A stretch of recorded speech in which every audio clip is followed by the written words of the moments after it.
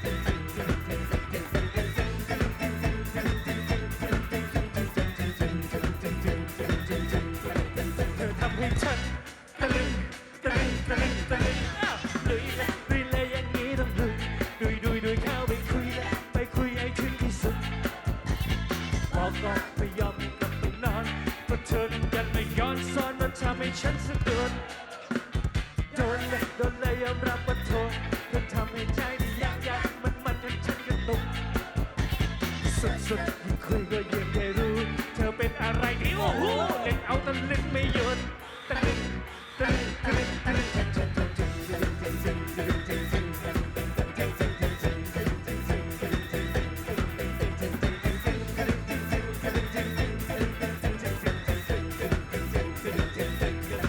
เธอทำให้ฉัน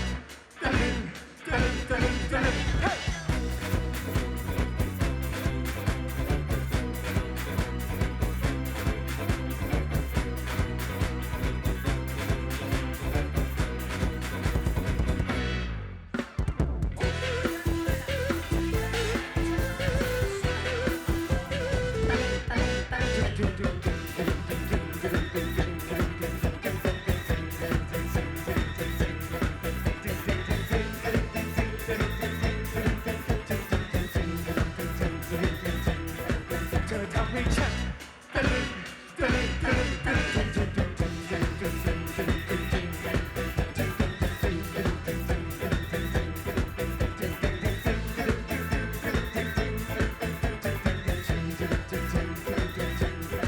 เธอทำให้ฉันตะลึงตะลึงตะลึงตะลึง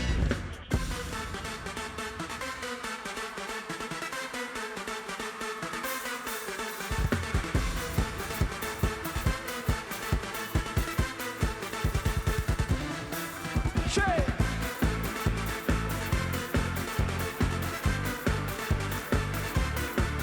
โชว์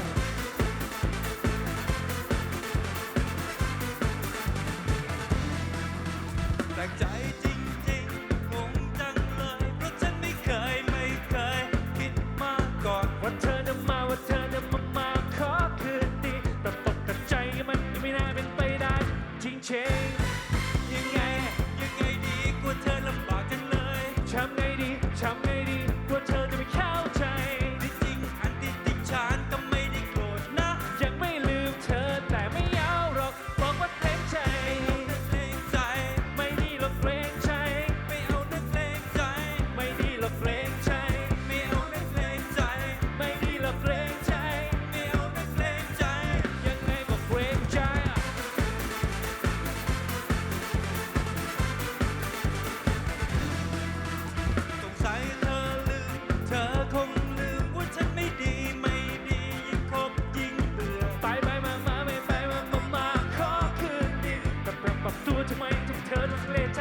จริง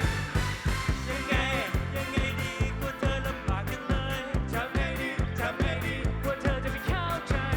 จริงอันที่จริงฉันก็ไม่ได้โกรธนะ ยังไม่ลืมเธอแต่ไม่เอาหรอกบอกว่าเกรงใจ เอานักเลงใจ ไม่ดีหรอกเกรงใจ ไม่เอานักเลงใจ ไม่ดีหรอกเกรงใจ ไม่เอานักเลงใจ ไม่ดีหรอกเกรงใจ ไม่เอานักเลงใจ ยังไงก็เกรงใจโทษทีต้องโทษทีต้องโทษทีนะ อย่าว่ากันอย่าว่ากันอย่าว่ากัน ต้องเข้าใจต้องเข้าใจต้องเข้าใจนะ อย่าว่ากันอย่าว่ากันอย่าว่ากัน โทษทีต้องโทษทีต้องโทษทีนะ อย่าว่ากันอย่าว่ากันอย่าว่ากัน ต้องเข้าใจต้องเข้าใจต้องเข้าใจนะ อย่าว่ากันอย่าว่ากันอย่าว่ากัน เช่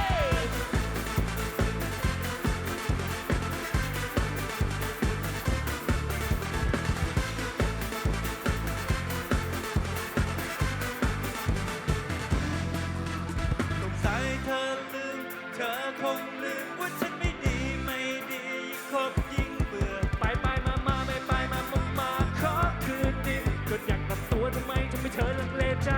จริงๆยังไง ยังไงดีกลัวเธอลำบากจังเลย ทำไงดีทำไงดีกลัวเธอจะไม่เข้าใจ ที่จริงอันที่จริงฉันก็ไม่ได้โกรธนะ ยังไม่ลืมเธอแต่ไม่เอาหรอกบอกว่าเกรงใจ เอานักเลงใจ ไม่ดีหรอกเกรงใจ ไม่เอานักเลงใจ ไม่ดีหรอกเกรงใจ ไม่เอานักเลงใจ ไม่ดีหรอกเกรงใจ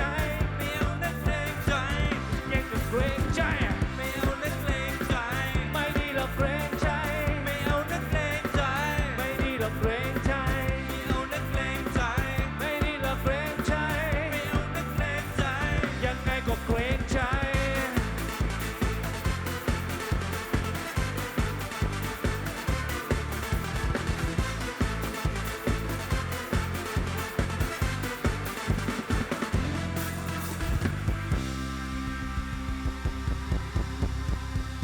เดี๋ยวเรามาลากันด้วยเพลงนี้นะจ๊ะชื่อว่าตอนแรกไม่มีใครกล้าเต้นแต่ตอนนี้พอมา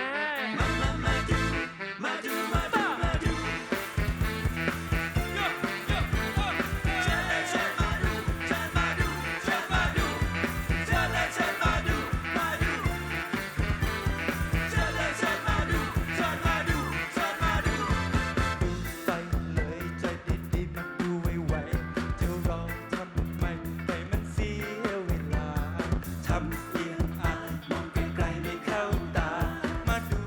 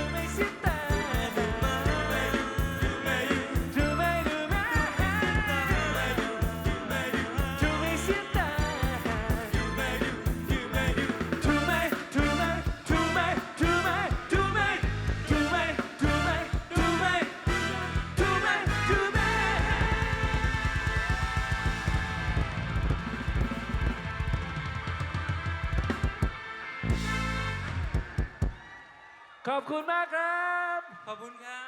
บ โอกาสหน้าเจอกันใหม่แล้วจ้าถ้ามีโอกาส มีความสุขมากนะครับ สวัสดีครับ ขอเสียงกรี๊